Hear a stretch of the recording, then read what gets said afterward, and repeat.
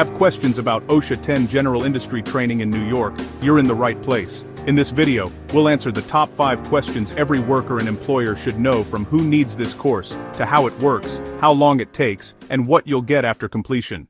OSHA 10 General Industry Training is designed for workers in non-construction industries across New York. That includes warehousing, manufacturing, healthcare, retail, and logistics. If your job involves operating machinery, handling materials, or working in environments where safety risks exist, this course is made for you. Yes, you can complete the entire OSHA 10 General Industry course 100% online. With OSHA Outreach Courses, training is mobile-friendly, self-paced, and available 24/7. You can pause anytime, switch between devices, and pick up right where you left off. The course takes about 10 hours to complete. OSHA rules allow a maximum of 7.5 training hours per day, so most learners finish in 2 days. The OSHA 10 General Industry Training is affordable and accessible with no hidden fees. Once you complete the course and pass your quizzes, you'll receive an instant digital certificate to download right away. Within 2 weeks, you'll get your official Department of Labor OSHA 10 card mailed to you, your proof of safety training,